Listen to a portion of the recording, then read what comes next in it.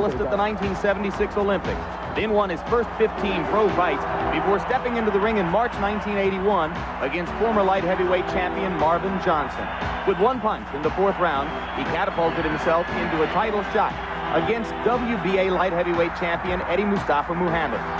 This was a grueling fight for the first 11 rounds, but a combination in round 12 dropped the champion, and Spinks went on to capture a unanimous decision and the title. He then scored KOs in his first 5 title defenses, but the match the public demanded and got took place in March of 1983 between Spinks and then WBC champion Dwight Muhammad Qawi. Here, he used reach, hand speed, and above all, an accurate left jab to unify the light heavy crown. 2 years later, he moved up to challenge IBF heavyweight titleist Larry Holmes. And at the end of 15 chaotic rounds, Michael Spinks awaited the decision of the judges in Las Vegas. For the winner, by unanimous decision, and new IBF heavyweight champion of the world, Michael Spinks. He had become the first light heavyweight champion in history to move up and capture a heavyweight crown. After retaining the IBF title in a controversial rematch with Holmes, Michael stopped Norwegian Stefan Tangstad in the fourth round in his last fight, thus setting up the match with Gerry Cooney. First 24 professional opponents with 20 knockouts before stepping in against former champion Ken Norton in May 1981. 54 brutal seconds into round 1. It was all over for Norton. 13 months passed before the much ballyhooed battle between Cooney and WBC champion Larry Holmes, a fight in which Gerry started well, then seemed too preoccupied by the longer championship distance and didn't fight his fight. By the 13th round, an exhausted and battered Cooney was finished. He fell into a period of deep personal depression, quit once more May 1986 against the lightly regarded Eddie Gregg, and demonstrating, at least that at this level of competition, the old punching power was still there. The 86-second demolition of Gregg made Cooney a marketable contender again, though in 5 years he had spent fewer than 7 rounds in the ring without headgear, and none of that against a strong opponent. $1 tops. Scalpers lined up on the boardwalk outside and did business with a willing walk-up crowd. The assembled press corps brought full representation from both coasts. Liberal selection of celebrities dotted the crowd. Boxing champs Mike Tyson and Sugar Ray Leonard sat shoulder to shoulder. Legendary jockey Angel Cordero Jr. made the ride down from New York City. So did Donald Trump, financial backer of the fight. Up from Miami, Vinny Testaverde. So was Don Johnson. Arnold Lewis Cream, known as Jersey Joe Walcott, spent a lot of time in Spinks' camp. World Cruiserweight champ Evander Holyfield at ringside. The scene was set. Alex Wallow and I prepared to call the fight. So to the music of Emerson, Lake, and Powell, Gerry Cooney enters. Gerry Cooney, a record of 28 wins and 1 loss. He is viewed as a paradox. Some see him as an awkward, unproven fighter who lost his one and only difficult match to Larry Holmes. Others call him a fighter of tremendous potential who might have been and may yet be a heavyweight champion. Which way do you see him, Alex? Jimmy, he could really be both of those things. I do think he's got tremendous potential, and if he can fulfill it at the age of 30 and beyond, he could still be a dominant heavyweight champion. The big key here is it's 5 years since Gerry got into the ring in the first big fight of his career against Larry Holmes that night in Las Vegas, when he showed that he was a world-class fighter, but he just wasn't quite ready physically or mentally. And I think the real intrigue of this fight is, how will this version of Gerry Cooney compare to the one that fought Holmes? What do you think? Well, if he was a boxer, I wouldn't give him a real chance because of his lack of work in the last 5 years. But Gerry Cooney is a puncher, and that ring rust does not affect punchers as it does boxers. The reflexes and the timing and the overall skill are just not as critical to someone like Gerry, who relies on his raw power. When last he fought in a spotlight this bright, he wore a full-length green robe decorated with shamrocks. Tonight, the green is on white as Gerry Cooney returns to the limelight. And now, also robed in white, Michael Spinks arrives. Never beaten in 27 fights as a light heavyweight and 3 as a heavyweight. Like Cooney, he is seen as being awkward in the ring, Alex, but in his case, it's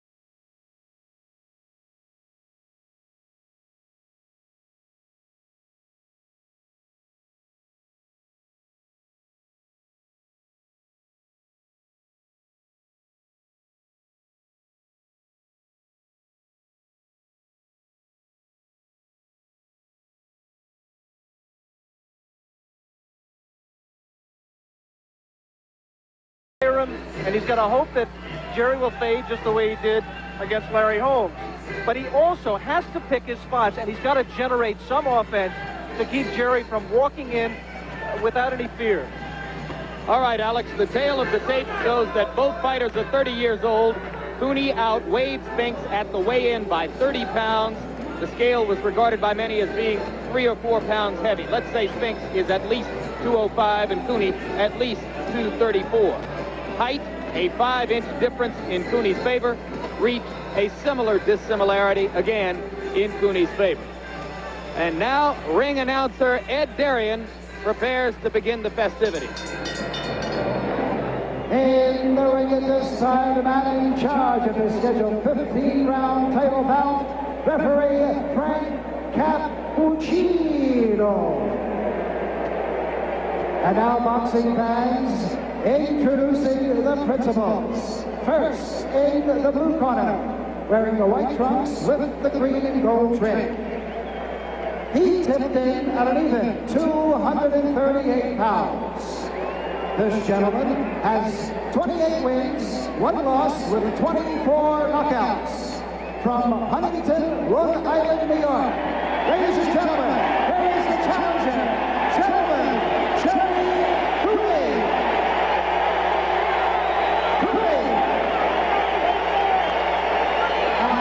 And his opponent, wearing the white trunks with the black trim. He weighed in at even 208 pounds. This young man is undefeated in 30 professional bouts with 20 knockouts. He is the 1976 Olympic gold medalist in the middleweight division, the former undisputed light heavyweight champion of the world, a native of St. Louis, Missouri, and now residing in Greenville, Delaware. Ladies and gentlemen, here's the heavyweight champion of the world, Spinks.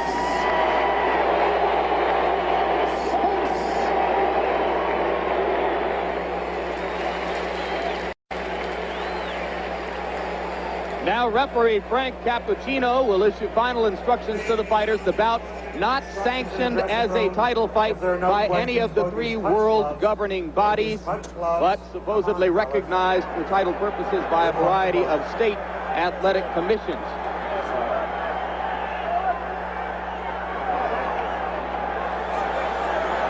The rules used here in the state of New Jersey: the fight is scheduled for 15 rounds, scoring on the 10-point must system by 3 judges. Referee Frank Cappuccino doesn't score. No 3 knockdown rule, no standing 8 count. There will be a mandatory 8 count on knockdowns.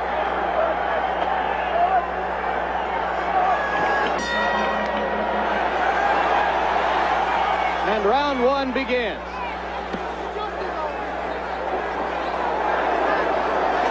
Cooney with the first few issues, 3 jabs. You see the brace on Michael Spinks' right knee. That is something we've seen in fights before. It was a knee injury that kept him out of boxing earlier in his career. It's just preventative. He says there's nothing wrong with the knee, but he wants to make sure nothing happens. Michael Spinks, historically a slow starter, particularly in the second fight against Larry Holmes, when he lost the first 4 rounds. Cooney, on the other hand, starts fast. He generally starts fast, as judged by his record, except in the Holmes fight when he paced himself. But it's interesting to see if he jumps right on Michael. He has contended ever since the Holmes fight that it was a mistake to pace himself, and he would not do it again. You see right off that Michael is not running away, as many people expected him to do. He's moving his head. He's not giving him a set target, but he's not running. He's not on his bicycle. And there he's getting off a good 2-punch combination, generating that offense that we talked about. You have to give Gerry something to think about. You can't just let him walk in. Spinks' trainer, Eddie Foote, has intimated to many that relieves Cooney can easily be hit with the right hand. Spinks has already landed 2 right crosses. He just landed a low blow, that left hook blow that he landed so many times against Larry Holmes. I didn't hear a warning from the referee. Good right hand by Michael Spinks. And indeed, it does appear in this round that Cooney is vulnerable to the Spinks overhand right, traditionally the best weapon in his arsenal. And traditionally the best punch to throw against a left hooker. The overhand right against the left hook, countering the left hook. So far, it has been Cooney's jab against Spinks' right hand.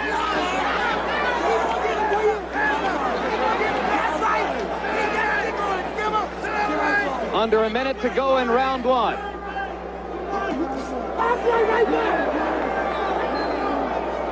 Another scoring left hand by Michael.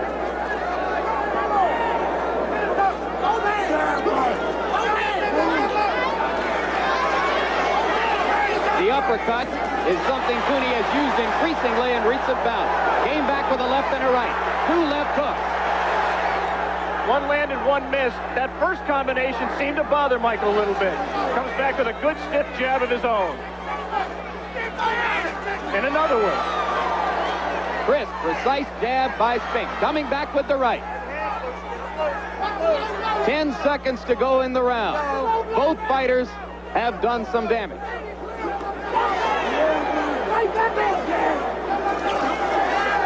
Hit him with a left hook in the body.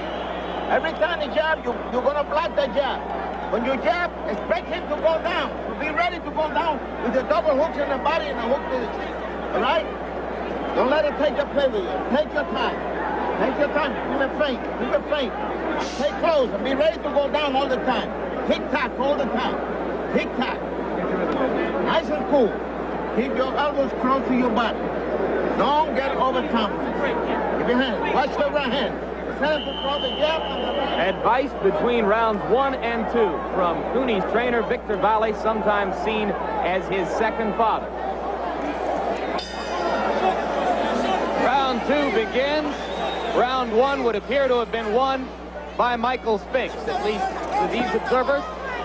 I thought Michael boxed an outstanding first round, did just what he has to do. Kept Gerry off balance with movement and with punches of his own. Left hook. Left hook and a right behind it by Cooney. Moved Michael a few feet across the ring. And you see more movement from Michael now. A little bit more respect for Cooney. He didn't land any of those punches. Not as solid with the right as he was in the first round. Good jab.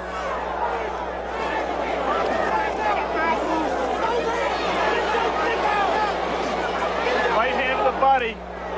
Cooney's right hand is not a big part of his arsenal, but he does throw it well to the body. And that could take away some of Michael Spinks' movement. And Spinks increasingly is standing still now again in this round, making himself available to Cooney's left hand. Another good jab. He keeps getting that jab in between Gerry Cooney's hands. He's been very accurate with his punches so far. Gerry just scored a punch of his own, but then took another Michael Spinks jab in his face. And already there is reddening around the nose of Cooney. Another Terrific left hand by Michael Spinks and another. Those jabs are doing two things. One, they're scoring points, and two, they're keeping Gerry Cooney from getting set and letting his own hands go. Indeed, Cooney is not moving forward nearly as assertively as he did at the beginning of the fight or even at the beginning of this round.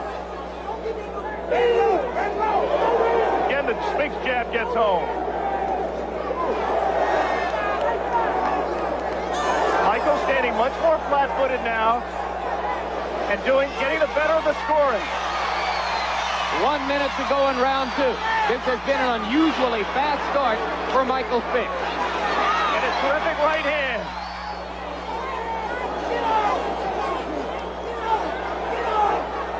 It will take an accumulation of blows for Spinks to be able to hurt Cooney. But he has indeed gained the respect that you mentioned a few moments ago, Alex. You saw Gerry Cooney look over in his corner just then to Victor Valley. That may be a little bit frustration. Looking for some help from the corner and solving the problems that Spinks is presenting to him right now. And indeed, one thing that most Spinks supporters expected was that he would be able to get inside Cooney's head and cause his self-confidence to erode. Another good combination inside by Spinks. And nothing coming back from Gerry Cooney. He's allowing Michael to get in there, score those punches, and he's not giving anything back. The first two rounds belong to Michael Spinks. Terrific two-punch combination and a left. Spinks followed that jab in with his head to get inside, score heavily there to Cooney. Their heads are very, very close. And it's apparent here at the end of round two that when their heads met that Michael Spinks got accidentally butted and cut, as you see by his disgusted reaction. And now cut man Percy Richardson goes to work in Spinks' corner. There you can see it right on the eyebrow, very close to the bridge of the nose. Michael Spinks with something brand new to worry about as they get ready for the bell and the beginning of round three. It'll be interesting to see if Michael fights differently trying to protect that eye. Interesting, he's already begun pawing at it with the right glove. You saw him do so before he left the corner. Now we'll watch to see if Cooney will go after that cut. Again, Spinks beating Cooney to the punch. They both threw left and Michael shot home. But blood has begun to trickle from the cut above Spinks' eye, and you can see him pawing at it with the glove. It's bothering him, and Gerry Cooney's got a target to shoot for with that left jab, and he's going after it.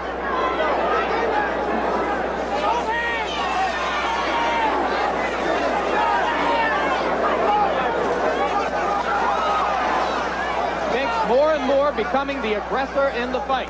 Startling, really, when you consider all the pre-fight speculation that he would merely try to stay away in the early rounds.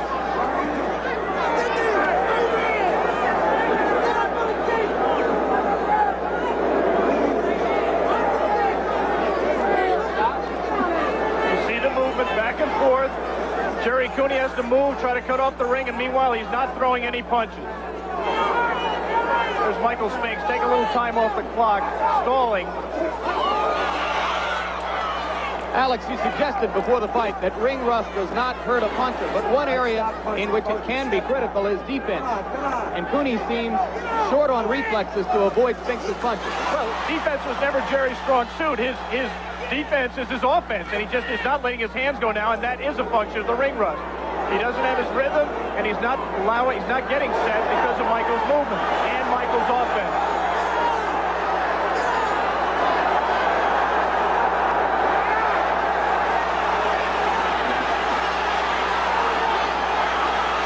One minute to go in round three. Now Gerry coming on a little bit. He went to throw the left, and Michael, when he hesitated, Michael drilled him with his own. Get him loose, get him loose. Spinks is showing remarkable courage, going in at Cooney and using his quickness to beat him to the punch. His instincts are so good, Michael. He says, I'm going to go out there and see what he's got, and then I'm going to do what I have to do to win, and that's what he's doing. He went out, he saw he could go in there, get off his own punches, and not take punches in retaliation. That does not mean he's won the fight, however. Gerry Cooney is a ticking time bomb. Michael Spinks can win round after round and make just one mistake, and be on the seat of his pants and in desperate trouble. But again, here in round 3, he has landed to this point with 15 seconds to go in the round. Far and away the more effective punches and the greater number. Cooney, though, just came with the left hook. And the second half of this round was a better round for Gerry Cooney. Percy Richardson in Michael Spinks' corner as they attend to the cut above Spinks' right eye. Take a look here at some action from round 3. Gerry Cooney bends down to throw his left hook. He hesitates, and when he hesitates, he is lost. Michael Spinks lands his own left and then moves out of range. Action typical of the fight thus far. Round 4 begins in Atlantic City. To this point, Michael Spinks has had the better of all of the first 3 rounds with the use of his left jab, overhand rights, the quick left hook inside. Cooney has landed some damaging blows, but not enough to score with Spinks.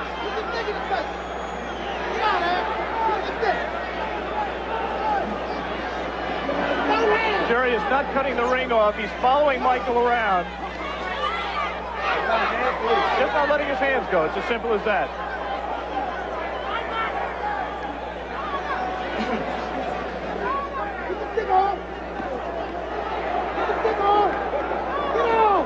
Cooney doubling and tripling with the left hook. And I think those lefts took a little something out of Michael. He's fighting back. All right, come on, get out. It's possible that the heavy hands of Gerry Cooney. He just looked down at the photographers and told him to step back. He must have stepped on one of the photographers on his way by there. 2 more good lefts from Cooney. It looks like Gerry Cooney is starting to get the range. And Spinks has begun to back up once again. Not coming forward now as he did in rounds 2 and 3.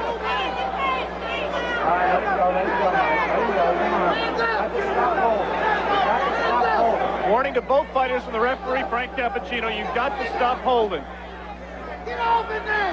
Cooney there able to block a right with his left hand. Earlier, he did not seem capable of doing that.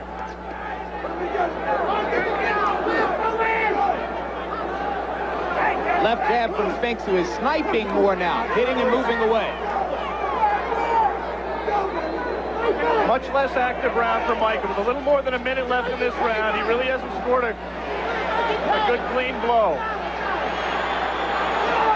For the first time in the fight, Gerry Cooney is dictating the pace.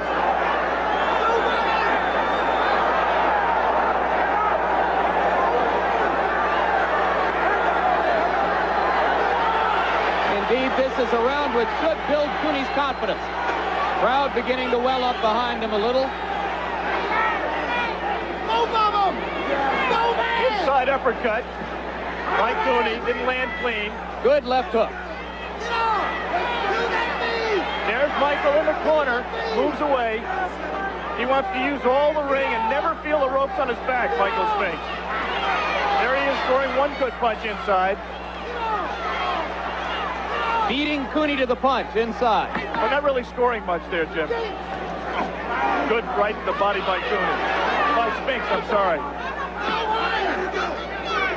Round 4 has been, for the first time, Cooney's round. Watch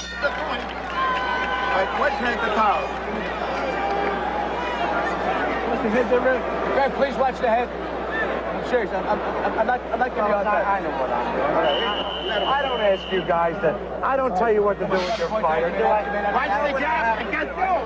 That's a weak.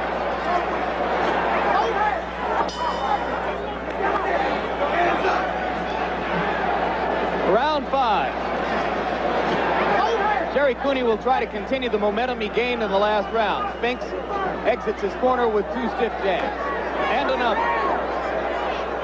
That's the jab Michael didn't throw in round 4. He scored 2 quick ones here in round 5. And a third.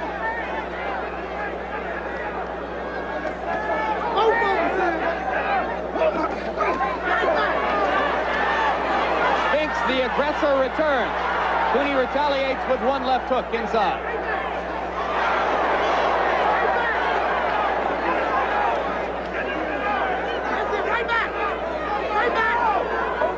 Michael Michael Spinks told us before the fight, there's 4 ways to avoid a roadblock. You can go around either side, you go over or under. But sometimes you just have to go right through it. And he is smart enough to know that he has to fight Gerry Cooney. He just can't run. The key is how well he picks his spots. Cooney backing up. A 15-round fight evolves in chapters, but for the moment, it would appear that Michael Spinks has been immaculately prepared and very well prepared for this assignment. It's hard to believe that what many people consider to be a blown-up light heavyweight like Michael Spinks could back up Gerry Cooney, which he has done here in the first half of round 5. Good right hand by Spinks. And Cooney is hurt. Cooney is hurt.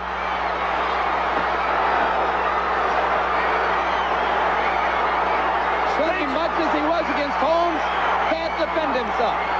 Cappuccino will start the count.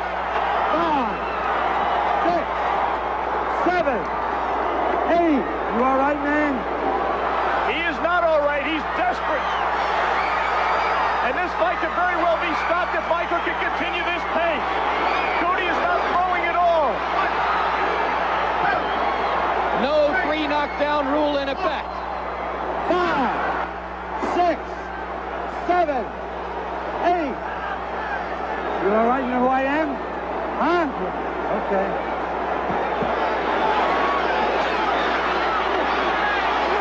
This fight is over. Gerry Cooney cannot defend himself. He doesn't know how to grab. He's not holding on at all, and he's not fighting back. He's just taking punches. There's one punch of retaliation. Spinks has to correct himself. He backs off, and Cooney walks right to him. Spinks may be arm weary, but Cooney can't stop him. And Cappuccino's going to stop it. That's all, Gerry. Taking too many shots, Gerry.